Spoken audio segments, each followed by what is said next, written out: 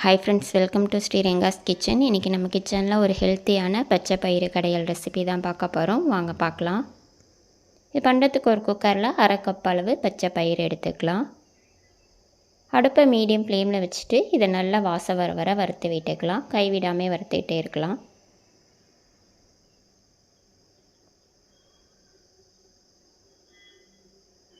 இப்போ பாருங்கள், நல்லா வறுப்பட்டு வாசம் வருது. இப்போ இது கூட தேவையான அளவு அரிசி கழுவுன தண்ணியை சேர்த்து விட்டுக்கலாம். அப்போ இன்னும் நல்லா டேஸ்ட்டாக இருக்கும். கூடவே நான் காரத்துக்கு 6 பச்சை மிளகாய் எடுத்திருக்கேன். நான் சின்னதுனால 6 எடுத்திருக்கேன். மிளகாய் உங்கள் காரத்துக்கு தகுந்தவாறு சேர்த்து விட்டுட்டு ஒரு பெரிய சைஸ் தக்காளியை சின்ன சின்னதாக கட் பண்ணி சேர்த்து விட்டுக்கலாம். 1/4 டேபிள் ஸ்பூன் மஞ்சள் தூள், கூடவே 5-6 பல் பூண்டு சேர்த்து விட்டுடலாம். இப்போ குக்கரை மூடி 3 விசில் விட்டு எடுத்துக்கலாம். இது இருக்கட்டும். இப்போ விசில் அடங்கணுன்னா குக்கரை ஓப்பன் பண்ணி எடுத்துக்கலாம். பாருங்கள், நம்ம பருப்பு எல்லாமே நல்லா வெந்து வந்திருக்கு. இந்த மாதிரி வரணும். ஒன்று எடுத்து நசுக்கி பார்த்திங்கன்னா இந்த மாதிரி நல்லா நசுங்கி வரணும். இப்போ நம்ம இதில் தாளித்து சேர்த்து விட்டுக்கலாம். அதுக்கு ஒரு கடாயில் 3 டேபிள் ஸ்பூன் எண்ணெய் விட்டுக்கலாம். எண்ணெய் நல்லா சூடாகட்டும்.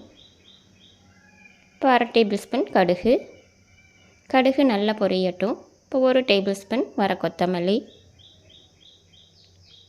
கூடவே 2 வரமிளகாவை 2ஆக கிள்ளி சேர்த்து விட்டுக்கலாம். கொஞ்சம் சின்ன வெங்காயத்தை பொடியாக நறுக்கி சேர்த்து விட்டுக்கலாம்.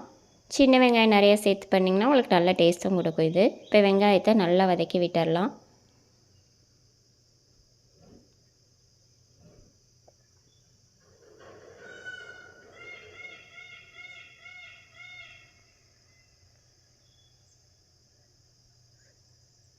வெங்காயத்தை இந்த அளவு நல்லா வதக்கி விட்டுக்கோங்க. அப்போ தான் உங்களுக்கு நல்ல டேஸ்ட் கொடுக்கும்.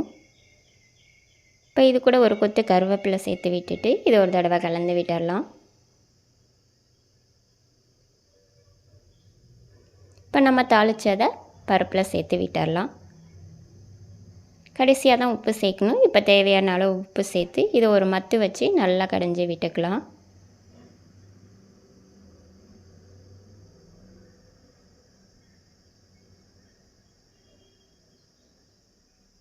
அவ்வளோதான், நம்மளோட ஹெல்த்தியான பச்சை பயிறு கடையல் சூப்பராக ரெடி ஆகிடுச்சு. நீங்களும் இதே மாதிரி உங்கள் வீட்டில் ட்ரை பண்ணி பாருங்கள். உங்களுக்கு இந்த வீடியோ பிடிச்சிருந்தா ப்ளீஸ் லைக் பண்ணுங்கள், ஷேர் பண்ணுங்கள், கமெண்ட் பண்ணுங்கள், மறக்காமல் சப்ஸ்கிரைப் பண்ணுங்கள்.